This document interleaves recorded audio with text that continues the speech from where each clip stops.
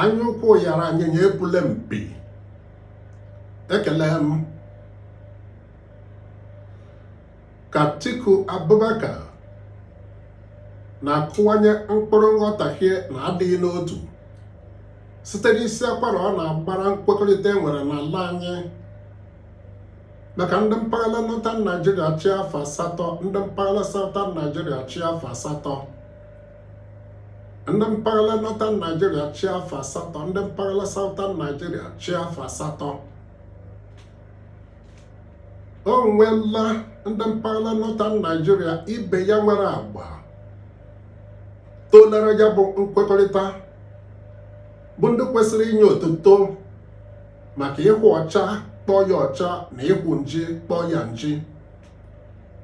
Ndị dịka Shehu Sani nọchitebere anya Kaduna Central n'ụlọ ọgbakọ ọkaka etiti ala anyị Senate, Senator Dr. Nenadi Usman, onye isi oche otu ndọrọndọrọ ọchịchị Labour Party, na Right Honorable Yakubu Dogara bụbu onye isi ụlọ ọgbakọ etiti House of Representatives. Ụbọchị ụka bụrụ ụbọchị 3 ọnwa ise afọ 2026. Senator Dr. Rabiu Musa Kwankwaso so Peter Obi ọ ga-esote n'ọkwa ịzọ onye isi ala Naịjirịa banye otu ndọrọndọrọ ọchịchị NDC. O jiri ohere mmemme ejiri nabata ha too ndị nchịkwa otu NDC maka ohere ha nyere mpaghara Southern Nigeria ka ọ bụrụ naanị ha ga-azọrọ NDC ọkwa onye isi ala Naịjirịa n'afọ 2027 maka okwukwe ya na ọ ka fọrọ mpaghara Southern Nigeria afọ 5 ichi ala anyị n'ọchịchị rubere ya n'ime oge a. Rabiu Musa Kwankwaso kwuru na ọ bụrụ na ya bụ ohere agara na mpaghara South East, ọ magbuo onwe ya maka na ọ ga-ememilakpọ mmegbu na ihe ọbụla yiri mmegbu site n'agha Biafra.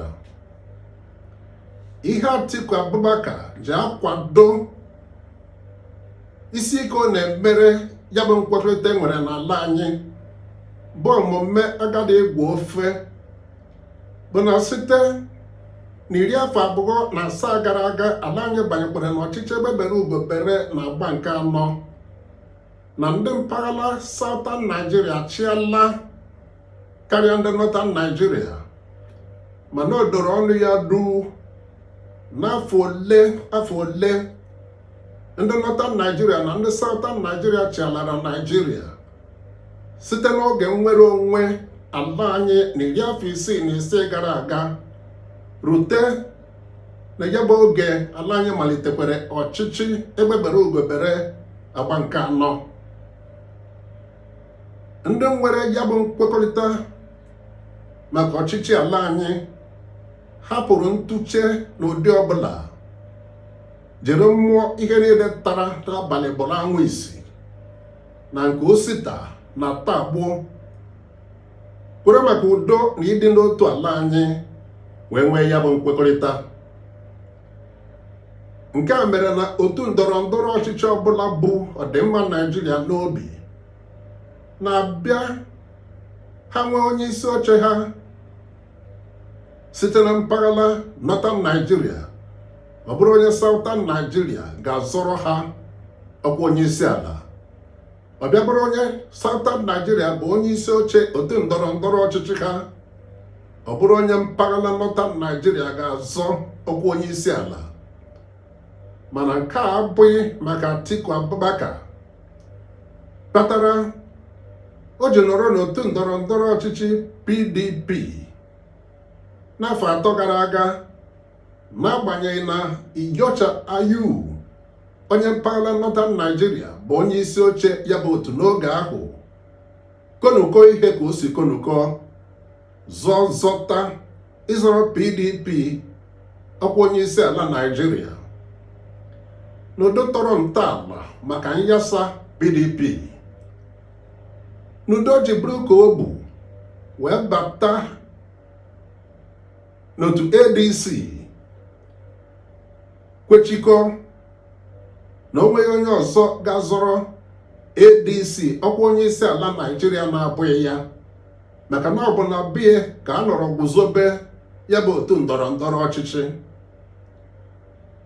Nke a bụkwa n'agbanyeghị na onye mpaghara Northern Nigeria ibe ya David Mark bụ onye isi oche otu ndọrọ ndọrọ ọchịchị ADC. Akwa Peter Obi na Rabiu Musa Kwankwaso ahapụlara Atiku Abubakar ADC ebe ọ ga-anọ zọọkwa onye isi ala Naịjirịa nke ugboro 7, ebe ọ nọ ghara ikwetala na ngwere nnọte aka na-agụ ọghọrọ aghọ ma e buru n'obi na ọzọla ya bụ ọkwa ugboro 6 dakpọsịa. Ọkwa nwa Atiku Abubakar bụ Abubakar maọbụ Aba Atiku Abubakar kwere maka na ofe nne ya tere adịghị ụtọ mee atụ anya hapụ nna ya sokwube Tinubu n'otu APC.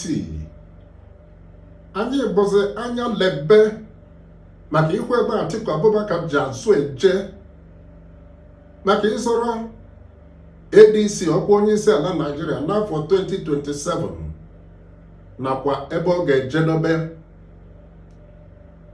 A na-ekwu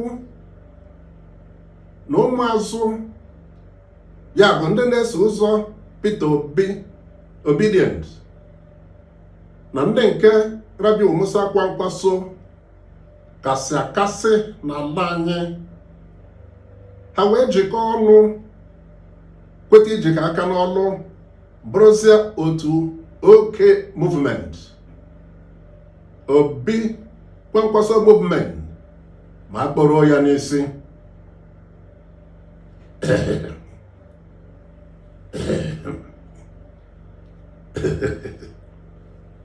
Abụ m Chukwu Mgbọgbonna.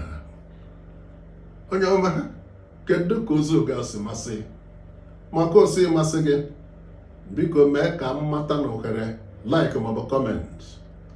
Ha ga nakwa izigara ya ndị ọzọ.